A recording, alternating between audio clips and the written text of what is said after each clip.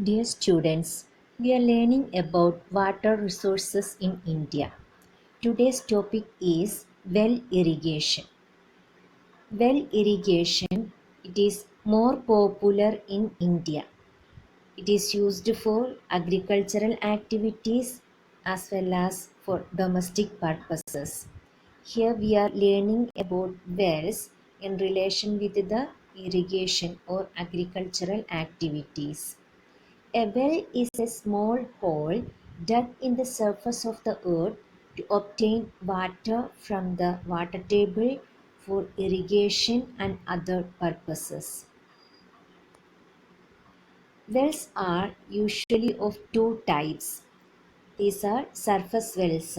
So the first type is line wells. Line wells are artificial, that means man-made, and they are always protected by bricks in circular pattern. And the second category is unlined wells. They are natural. They may be formed by some natural phenomena. They are not protected by lining of their walls. Ideal conditions for digging wells are level land with soft soil. Soft soil that make easy for the digging processes. Plenty of groundwater at the depth of minimum 15 meters. Then the collection of water from the wells will become easier. Major areas where wells are present. It is northern plains. In northern plains itself, the major areas are Punjab, Haryana, Bihar, and Uttar Pradesh. We know that these states belonging to the alluvial plains of North India, soft soil that makes it easy for the digging of the wells, and this alluvial soil that is giving more crop productivity after the irrigation. So wells are mainly confined to alluvial plains. The states are Uttar Pradesh, Bihar, Punjab, and Haryana. In India, poor farmers in rural areas prefer to use surface wells because these surface wells are the simplest, cheapest, and independent source of irrigation, and they can be dug at any convenient place. In any part of the agricultural field, the wells can be constructed.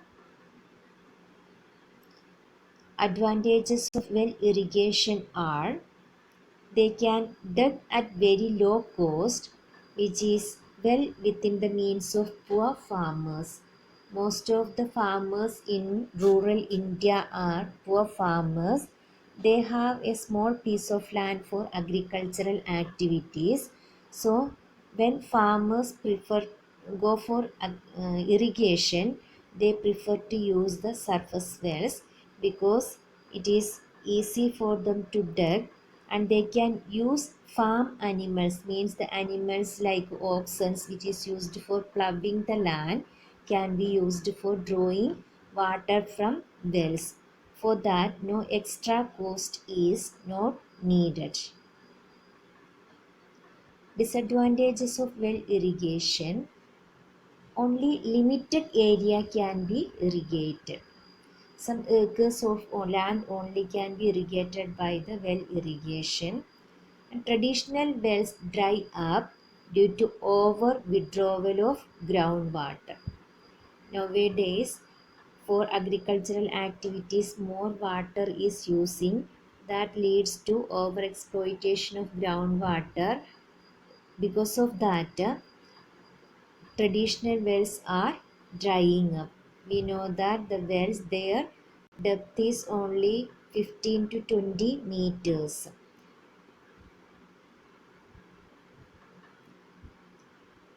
Other disadvantages are it is difficult to dig wells in the hilly areas of north. means underground water level is very deep in the hilly areas, and in peninsular region hard rocky structure of the peninsula that make it difficult to dig, and this rocky structure of the terrain that never allow the rainwater to percolate, so there will not be any groundwater in the peninsular region. Wells depend on groundwater resources whose distribution varies from region to region. Next, we can learn about the tube wells.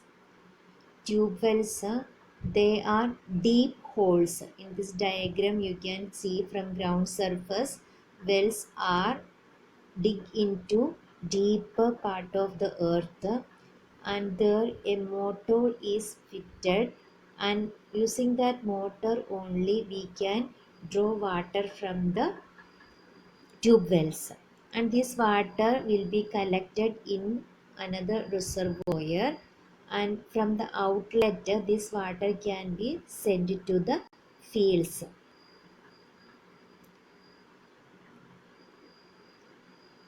A tube well is a deep hole dug at a depth of 20 to 30 meter, from which water is lifted up with the help of power driven pumps.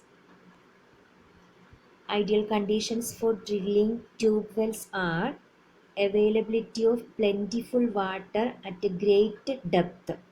Here, in deeper parts means where the aquifer is present. Aquifer means it is the hard rock which collect the rainwater, which is percolating down to the subsoil or substrate. Level land with the soft soil to set up the tube well. Large fertile area in its surrounding area to be irrigated.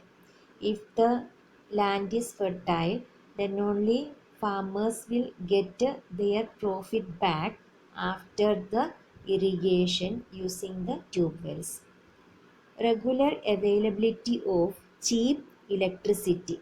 Electricity supply must be regular, and that also must be cheap, then only it will be affordable for the farmers.